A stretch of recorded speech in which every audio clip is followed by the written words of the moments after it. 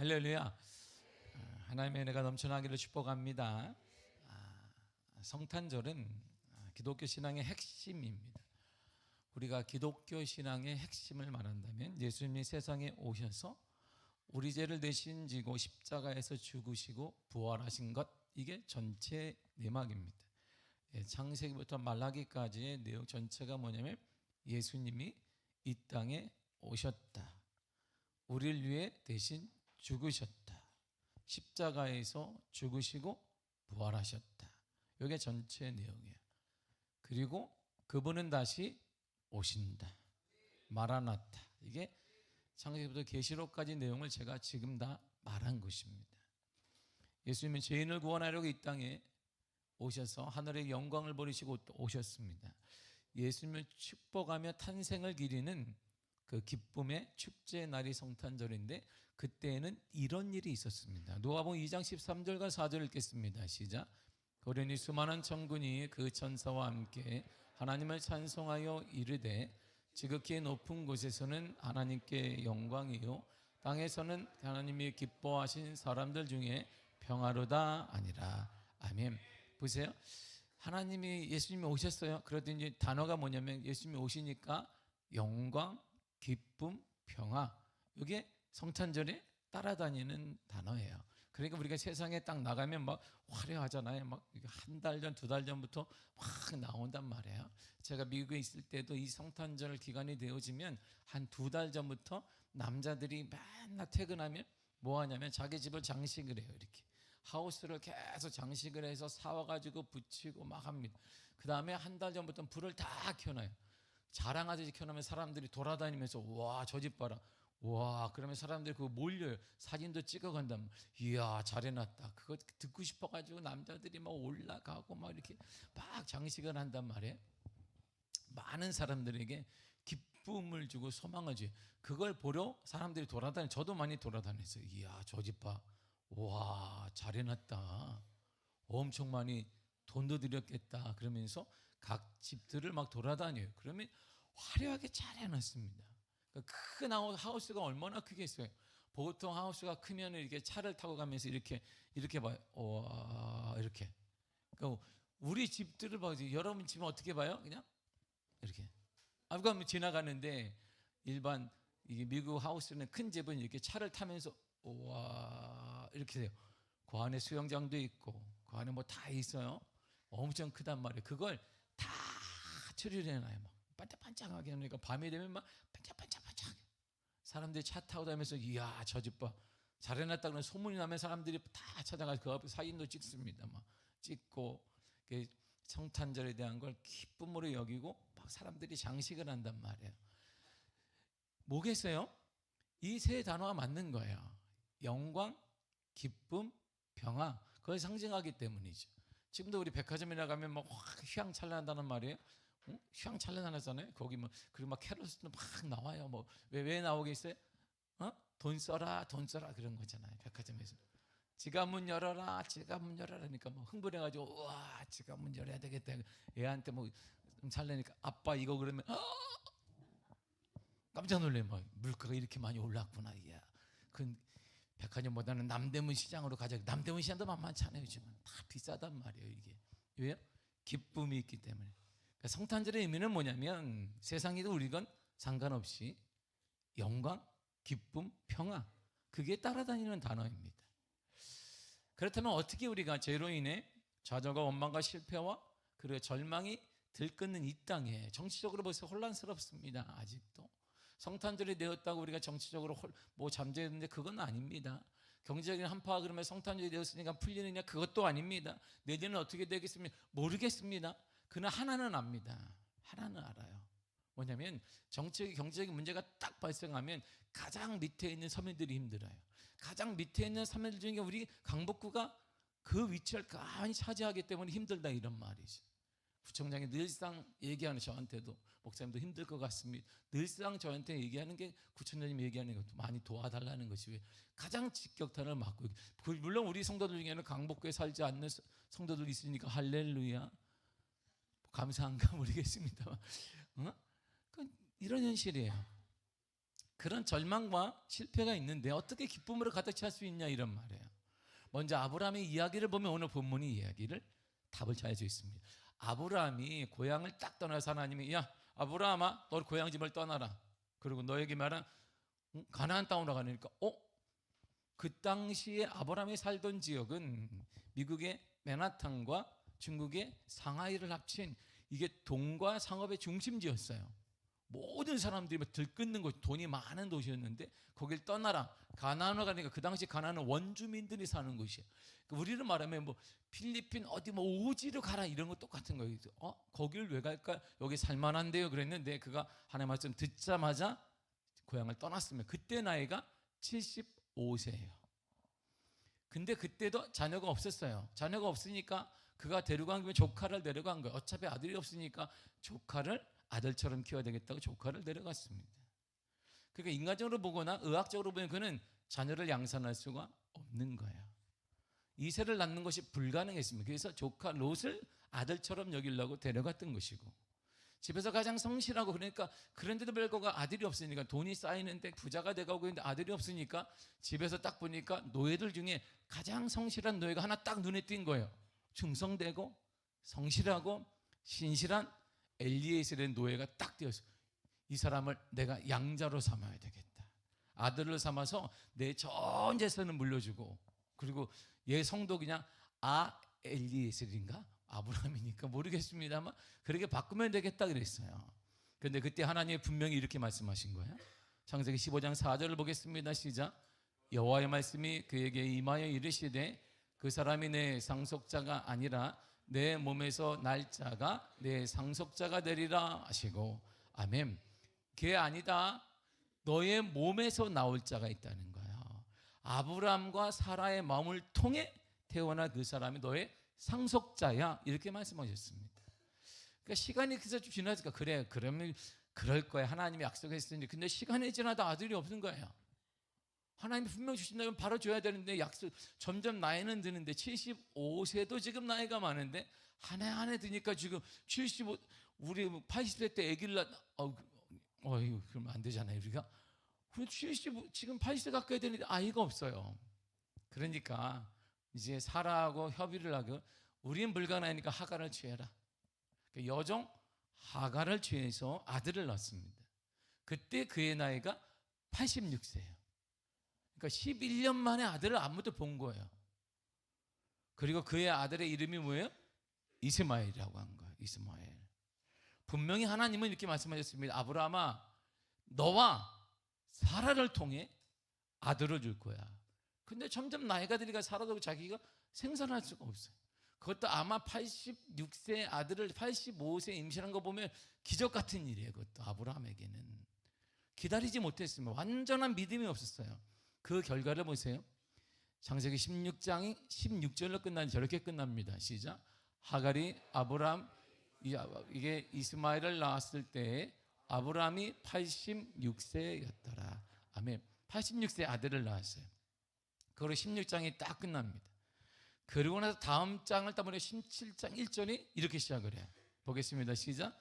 아브라함이 99세 때에 여호와께서 아브라함에게 나타나사 그에게 이르시되 나는 전능한 하나님이라 너는 내 앞에서 행하여 완전하라. 아멘. 잘 보세요.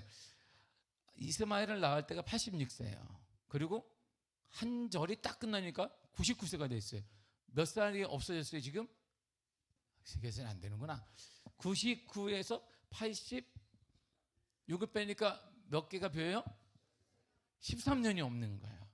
그의 인생의 13년이 사라져버렸어요. 한 절 때문에 사라져버렸어요. 13년의 행적이 없습니다. 14년 동안 하나님은 아브라함과 교제를 끊었다 이런 말이에요.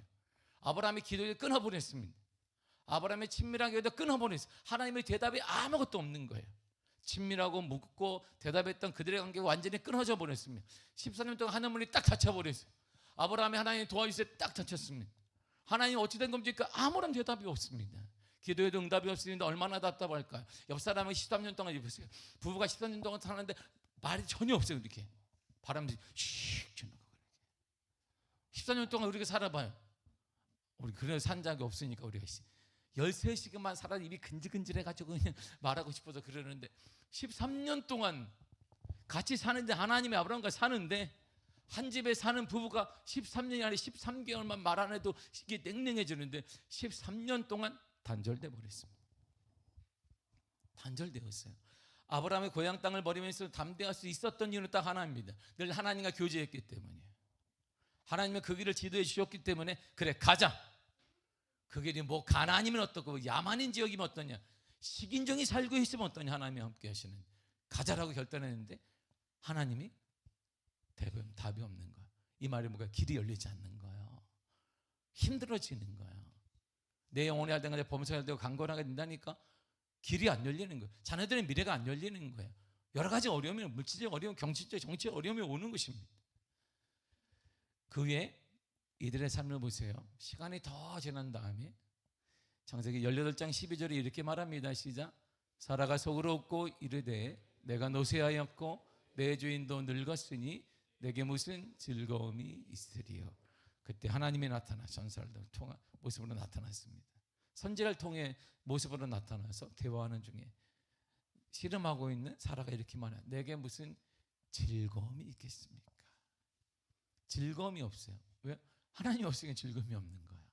대화가 없으니까 즐거움이 없는 거예요.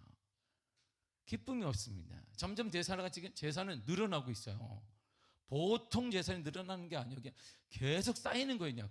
왜? 부모가 쓸 일이 없으니까 계속 늘어나. 자식들은 자녀를 못 낳는데 종들은 계속 나니까 종들이 돈이니까 계속 재산이 늘어요.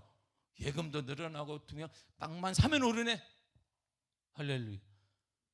우리는 땅도 없는데 우리가 그래서 제가 구청장 예전에 그때 몇 주 전에 만났을 때 구청장님이 저한테 목사님 여기가 개발이 되는데 목사님 막 이랬는데 아이고 왜 얘기 안 해주냐 그러니까 지금이라도 목사님 사시면 된다고 그래서 내가 그런데 구청장님 돈이 없네.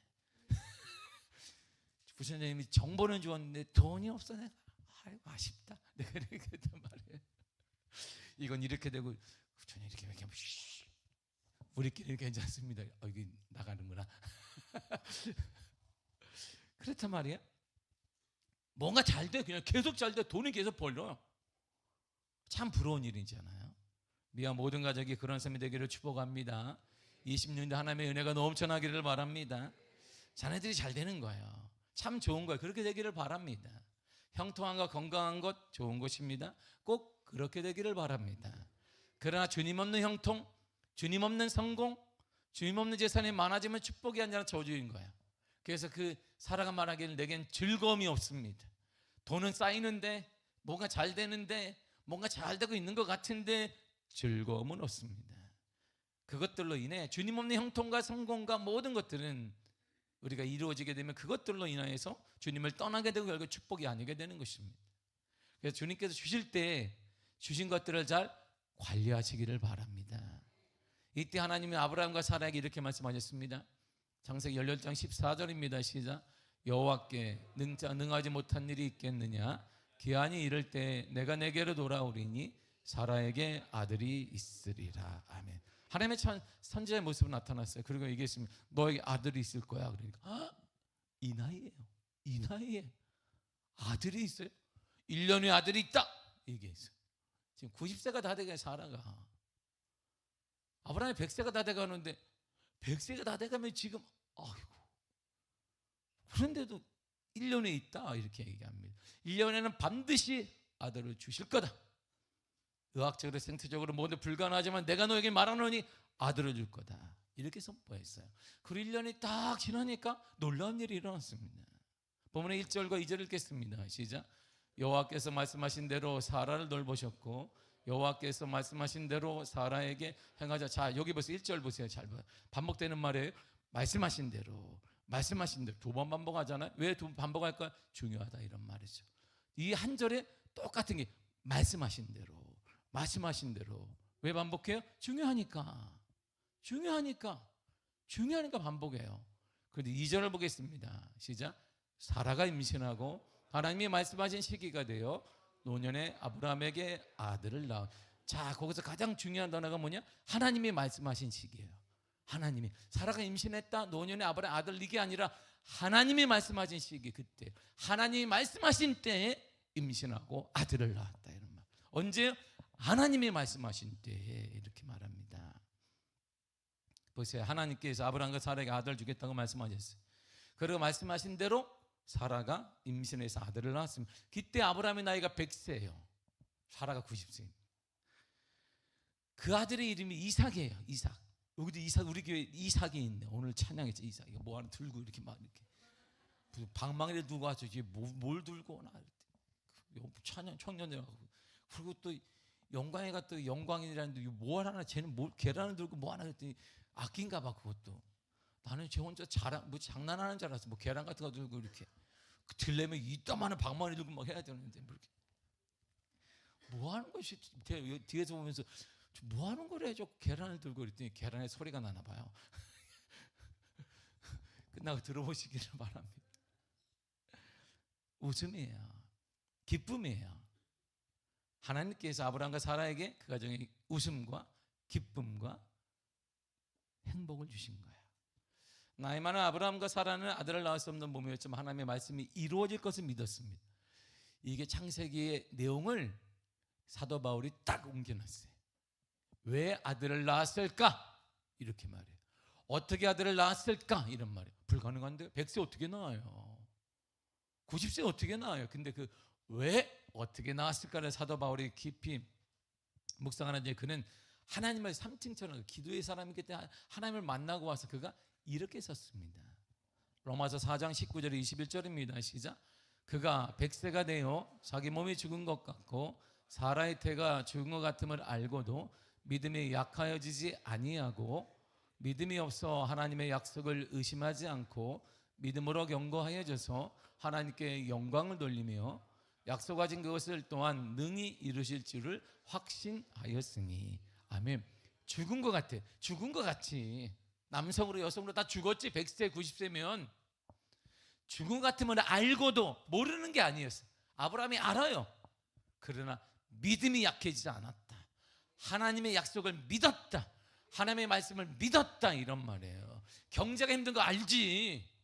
정체가 혼란한 거 알지. 내 실력 알지. 내 가정 알지.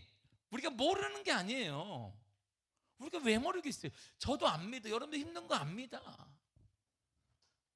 여러분들이 사업을 하거나 직장생활하고 가정 힘든 거 제가 왜 모르겠어요. 제가 안다 이런 말이에요.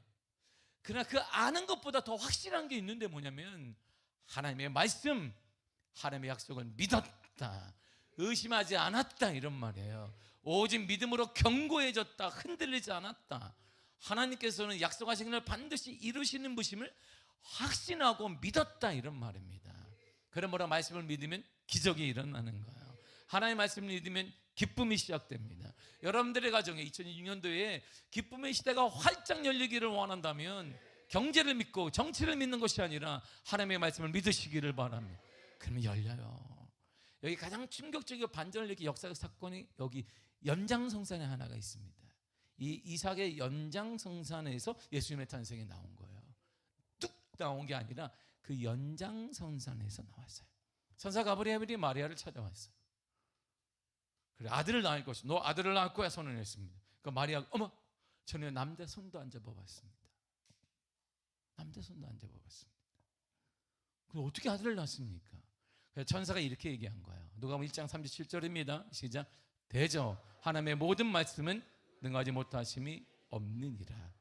보세요. 이삭을 낳을 때 뭐라고 했어요? 하나님께서 말씀하신 대로, 하나님께서 말씀하신 대로 했는데 딱 하나님의 모든 말씀은 능하지 못함이 없느니라. 하나님의 말씀은 능치 못함이 없다. 무엇이든 가능하다. 가장 중요한 단어가 오늘 본문에 모든 말씀이에요. 모든 말씀. 하나님께서 약속하신 모든 것은 정치적, 경제적 상황에 상관없이 얽매이지 않고 반드시 이루어진다 이런 말입니다. 그걸 믿는 사람들이 그리스도인이라고 말하는 거예요. 그래서 그리스도인을 당당할 수 있는 것입니다. 그래서 그리스도인의 기적이 따르고 하나님의 간증의 역사가 나타나게 되는 것입니다. 그래서 하나님은 이렇게 이걸 알기 때문에 이 전제를 깔고 이렇게 얘기하신 거예요. 예수님이 탄생하기 780년 전에 주님이 이렇게 말씀하셨어요. 이사 22장 22절입니다. 시작. 내가 또 다윗의 집의 열쇠를 그의 어깨에 두리니 그가 열면 닫을 자가 없겠고 닫으면 열 자가 없으리라. 아멘. 다윗의 집 유다 왕궁에 출입하는 열쇠를 가진 자가 있다는 거예요. 누구냐 그랬더니 예수님이다 이런 말입니다.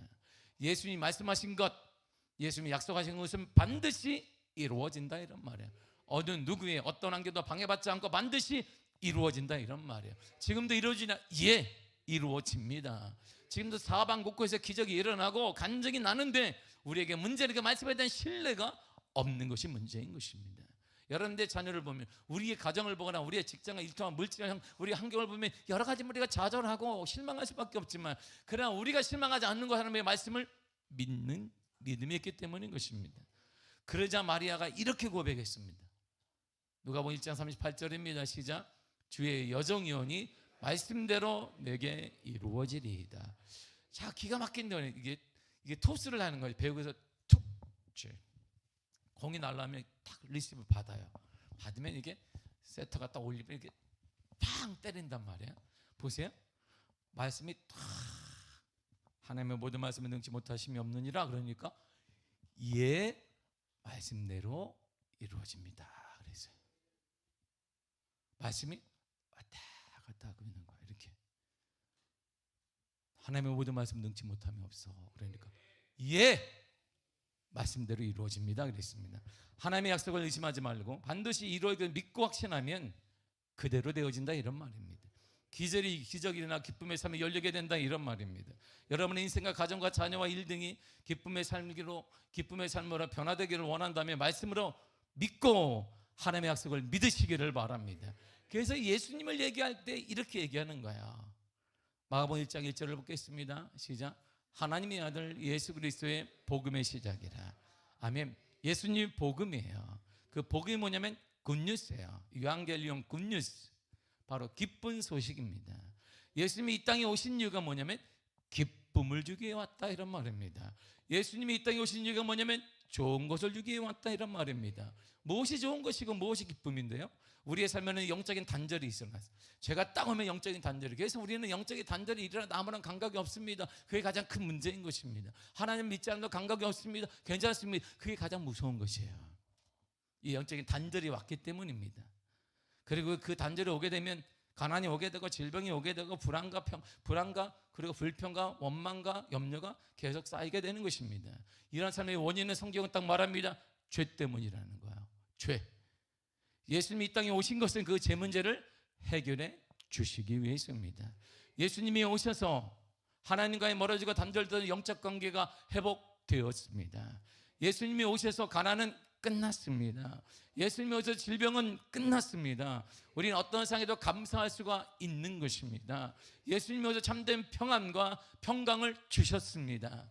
끝으로 예수님은 우리에게 가장 큰 은혜를 주셨어요. 구약으로부터 계속 말씀하신 그 자가 예수님인데 그분이 어떤 평안을, 기쁨을 주었냐면 이거야. 마태복음 1장 23절입니다. 시작.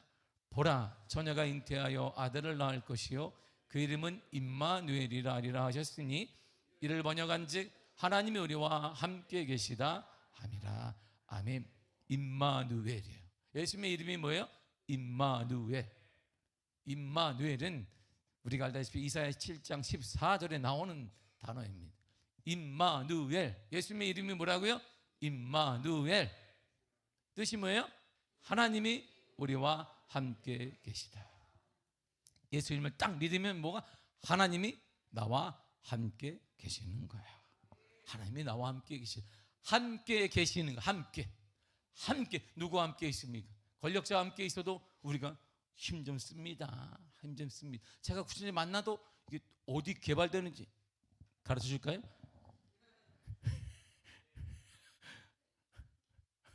가르쳐 줘요, 내가? 할렐루야. 저한테 얘기했어요. 목사님, 이야. 그래도 우리 목사님이, 탕 목사님이 가장 부럽다는 거. 왜요? 그러니까 비아교회 가요. 엄청 올랐어요. 그래요? 그러니까 근데 목사님 그걸 뭐라 그러는지 아세요? 뭐라 그러는지 돈을 깔고 그냥 앉아 있는 거예요. 뺄 수는 없는 거예요. 그게 무슨 말이에요? 나는 모르고. 그러니까 그거 올라봐야 뭐 그거 가지고 서울 다 올랐어요.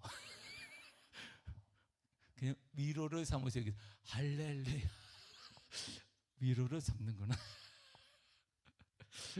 그런 말 처음 들어봤는데 돈을 깔고 앉아있는 거래. 깔고 앉아있는 것만 어디야. 할렐루야. 깔고 앉아있는 돈도 없어. 우리는 어느 사람은 있잖아. 우리는 할렐루야. 여기는 빚도 없고 할렐 이런 교회가 흔한 교회가 아니에요. 우리 같은 교회가 목사님들 다 만나면 코가 탁 나왔습니다. 멋있는 건물이 있는데도 이렇게 왜? 이자는 올라가고 저 어떡하나. 근데 담 목사는 그냥 얼굴이 핀 거 반해. 왜요? 그러니까 좋겠다. 그래서 제가 그 다음부터 만나는 목사님들 이렇게 얘기해. 예, 돈을 깔고 앉아 있습니다. 근데 뺄 수는 없습니다. 빼서 쓰려고 했는데 쓸 수는 없습니다. 이렇게. 여러분도 깔고 앉아 있는 거 할렐루야. 미학의 모든 성도들이 깔고 앉아 있는 거. 그냥 기분이라도 내라고. 기분이라도 그냥 깔고 앉아 있어요. 이야, 우리 교회는 깔고 앉아 있는 거구나. 그래, 아무도 못 빼. 얼마나 좋아요. 얼마나 좋아요. 함께, 누가 함께 달라요. 대통령과 함께 있어봐요. 저 달라요. 일이 달라요. 암만 사람들이 뭐라 해도 그는 달라지게 삶을 살아갑니다. 권력자 함께 알아도, 누구랑 함께 알아도 달라요. 이게 다른 거예요. 누구와 함께 있느냐? 하나님이 우리와 함께 하고 있다는 거예요. 함께의 축복을 우리는 수십 번, 수백 번 얘기했습니다. 창세기 28장 15절입니다. 시작. 내가 너와 함께 있어. 자 보세요. 하나님이 너와 함께. 이게 임마누엘이잖아요. 임마누엘 뜻이 뭐예요? 하나님이 우리와 함께 계시다 그랬어. 근데 딱 얘기했어요. 야곱에게 내가 너와 함께 있다. 야곱아, 77세 먹은 야곱아, 77세가 되도록 엄마 품에 살았던 야곱아, 77세인데 외삼촌 집에 간다고 눈물 계속 빼고 있는 야곱아, 내가 너와 함께 있다. 다시 읽겠습니다. 시작. 내가 너와 함께 있어. 내가 어디로 가든지 너를 지키며 너를 이끌어 이 땅으로 돌아오게 할지라. 내가 내게 허락한 것을 다 이루기까지 너를 떠나지 아니하리라 하신지라. 아멘. 여보세요. 이게 임마누엘이잖아요. 내가 너와 함께, 하나님이 나와 함께. 나는 하나님이에요. 하나님이 너와 함께 있다. 그러니까 걱정하지 마, 야곱아. 사랑하는 성도 여러분, 걱정하지 말라. 주님이 여러분과 함께 하고 계십니다.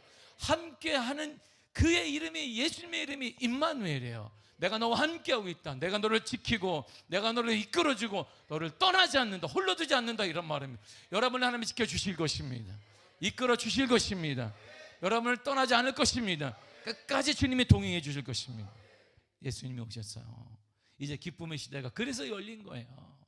기쁨의 시대는 우리 주님께서 여러분을 지켜주시고 이끌어주시고 떠나지 않고 홀로 두지 않을 것입니다. 두려워하지만 놀라지 마시기를 바랍니다. 기쁨을 누리시기를 바랍니다. 우리가 두려움이 올 때마다 예수 이름으로 선포하시기를 바라며 예수 이름으로 두려움은 떠나갈지어다. 불안은 떠나갈지어다. 염려는 떠나갈지어다.